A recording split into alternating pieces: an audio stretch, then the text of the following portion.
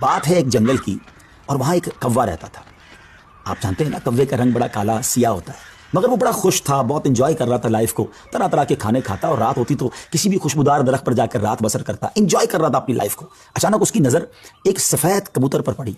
وہ سوچنے لگا کہ میں کالا اور یہ سفید، یہ کتنا خوبصورت ہے، کتنا اچھا لگ رہا ہے، مجھ سے زیادہ خوش تو یہ ہوگا. اب اسی خیال میں وہ پریشان رہنے لگا اور اسے رات کو نیند بھی نہ آئے. ایک دن وہ کبوتر کے پاس پہنچا اور کہا کہ تم کتنے خوش نصیب ہو، تمہارا رنگ سفید ہے اور میں تو کالا ہوں، تم سے زیادہ خوش تو کوئی نہیں ہوگا. کبوتر نے کہا پہلے میں بھی یہی سمجھتا تھا، لیکن جب میں نے طوطے کو دیکھا تو میں حیران ہو گیا کہ طوطے کے تو دو رنگ ہیں، میرے پاس تو ایک ہی رنگ تھا. تو طوطا زیادہ خوش نصیب ہے، وہ زیادہ خوش ہے، وہ زیادہ لائف کو انجوائے کر رہا ہے. اب کوا کبوتر کو چھوڑ کر طوطے کے پاس پہنچ گیا. کہا طوطے تم تو زیادہ انجوائے کرتے ہوگے، کتنے خوش ہوگے کہ تمہارے پاس تو دو رنگ ہیں جسم پر، تمہاری باڈی بہت خوبصورت لگتی ہوگی. تو طوطا کہتا ہے کہ پہلے تو میں لائف کو بڑا انجوائے کرتا تھا کہ واقعی میں بڑا رنگ برنگی ہوں، مگر جب میں نے مور کو دیکھا نا تو مور تو کئی سارے رنگ لیے ہوئے ہے، اتنا خوبصورت ہے کہ اس کو دیکھ کر مجھے لگا کہ میں تو کچھ بھی نہیں ہوں. اب کوا اڑتے اڑتے پہنچ گیا مور کے پاس. مور چڑیا گھر کے ایک پنجرے میں موجود تھا. پہلے تو وہ انتظار کرتا رہا کیونکہ بہت سارے لوگ مور کو دیکھنے آئے تھے. جب سارے لوگ دیکھ کر چلے گئے تو کوا مور کے پاس گیا کہ اے مور ذرا یہ تو بتاؤ تم کتنے خوش ہو، کتنے رنگ ہیں تمہارے پاس، تم کتنے خوبصورت ہو. مور کہتا ہے پہلے تو میں یہی سمجھتا تھا کہ ہاں میں بہت خوبصورت ہوں، مگر پھر میں نے غور کیا کہ اسی خوبصورتی کی وجہ سے تو چڑیا گھر میں قید ہو گیا ہوں. روزانہ ہزاروں لوگ مجھے دیکھنے آتے ہیں مگر میں آزاد نہیں ہوں. اور پھر میں نے بڑا غور کیا کہ وہ کون سا پرندہ ہے جو چڑیا گھر میں قید نہیں ہے.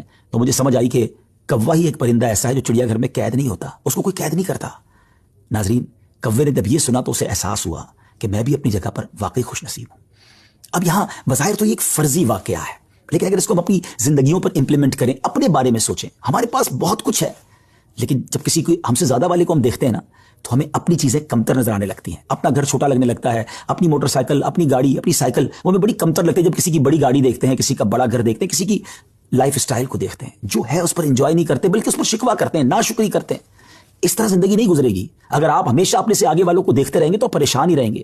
اگر آپ نے موازنہ کرنا ہی ہے، کمپیریزن کرنا ہی ہے، تو اپنے سے کمتر لوگوں کو دیکھیں نا. کئی لوگ بڑی مشکل زندگی گزار رہے ہیں. اللہ نے مجھے اور آپ کو بہت خوشحال رکھا ہے. جی ہاں، اب بھی ہم لاکھوں کروڑوں سے اچھے ہیں، لیکن مسئلہ یہ کہ ہمیں تو آگے والوں کو دیکھ کر ڈیمورلائز ہونا ہوتا ہے. شکر ادا کیجئے.